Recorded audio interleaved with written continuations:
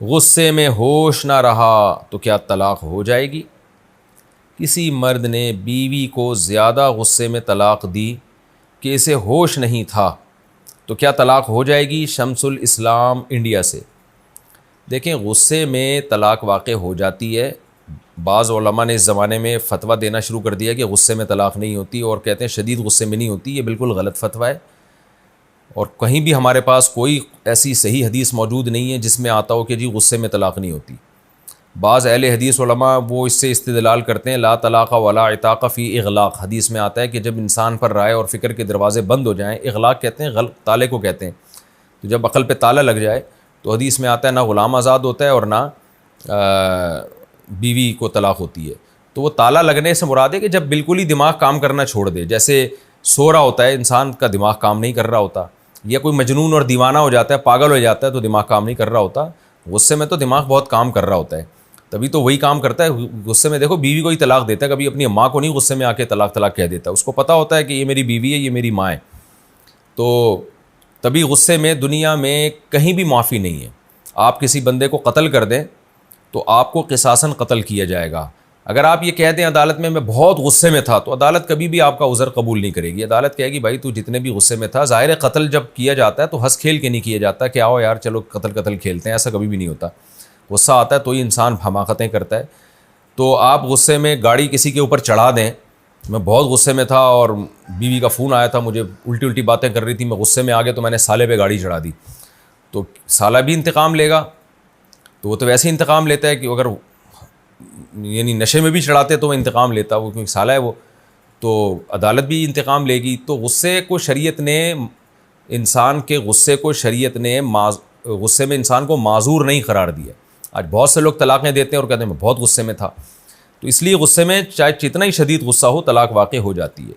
ہاں، بعض دفعہ انسان نفسیاتی بیمار ہوتا ہے تو وہ واقعی مینٹلی بیمار ہوتا ہے وہ، تو اگر کوئی واقعی مینٹلی بیمار ہے، کوئی نفسیاتی پرابلم ہے اس کے ساتھ، بعض دفعہ ہم نے دیکھا ہے بعض لوگ کا غصے میں یہ حالت ہوتی ہے کہ وہ بالکل ہی کنٹرول سے باہر ہو جاتے ہیں، ان کے عجیب سی کیفیت ہو جاتی ہے، وہ بیمار ہوتے ہیں، تو وہ واقعی غصے میں ان کا دماغ کام نہیں کر رہا ہوتا، ان کی عادات اور حرکات و سکنات بالکل ایب نارملٹی والی ہو جاتی ہیں۔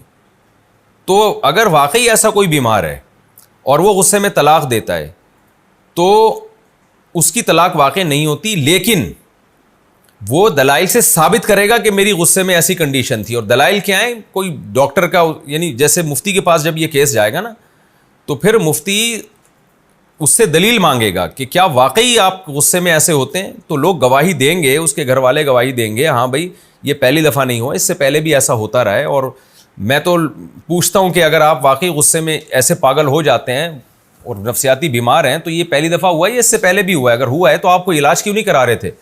تو اگر کسی کے دلائل سے یہ بات ثابت ہو جاتی ہے کہ واقعی وہ ایسا تھا اور اس کے پاس اس کا ایک ثبوت بھی پیش کرے وہ، تو پھر اس کو یہ فتویٰ دیا جاتا ہے کہ آپ کی طلاق واقع نہیں ہوئی۔ لیکن ایسے ہزاروں میں 2-4 لوگ ہی ہوتے ہیں، ایسا نہیں ہوتا کہ کیونکہ آج جو بھی طلاق دیتا ہے غصے میں اور پھر بعد میں کہتا ہے میں تو غصے میں پاگل ہو جاتا ہوں، تو ایسے پاگل تو سب پوری قوم پاگل ہے، اس طرح تو غصے میں پوری قوم پاگل ہو جاتی ہے غصے میں۔ یہ وہ والا غصہ نہیں ہے، جو واقعی بیماری والا غصہ ہو اور بیمار آدمی ہو اور غصے کی وجہ سے اس کو واقعی مینٹل اس کا کام کرنا چھوڑ دیتا ہو، اور وہ ثابت بھی کرے، قسم بھی اٹھائے، اور اس پر ایک پورا پروسیس ہے وہ علماء جانتے ہیں۔ اس پروسیس کے تحت جب کسی مفتی کو یہ تحقیق ہو جائے گی کہ واقعی یہ سچ کہہ رہا ہے، اس میں ثبوت مانگے گا اس سے مفتی، تو پھر اس کو فتویٰ دیا جائے گا کہ یہ طلاق واقع نہیں ہوئی ہے۔ لیکن نارملی جتنا بھی غصہ ہو خوب سمجھ لیں طلاق واقع ہو جاتی ہے۔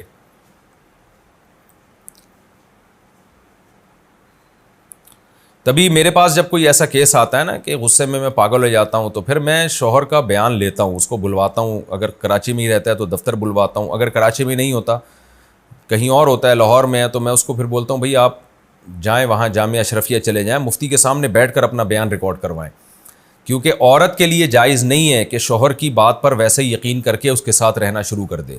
المرأۃ کالقاضی، عورت بھی شریعت میں جج کی طرح ہی ہوتی ہے۔ اگر شوہر نے غصے میں بیوی کو 3 طلاقیں دے دی، اب وہ کہہ رہا ہے میرا دماغ کام نہیں کر رہا تھا، تو عورت کے لیے جائز نہیں ہے کہ اس کی بات پر بلا دلیل یقین کر لے۔ عورت اس سے تفتیش کرے گی کیونکہ میاں کہہ دیتے ہیں میرا دماغ کام نہیں کر رہا تھا، عورت کہہ دے گی بھئی یہ تو خود کہہ رہے میرا دماغ کام نہیں کر رہا تھا.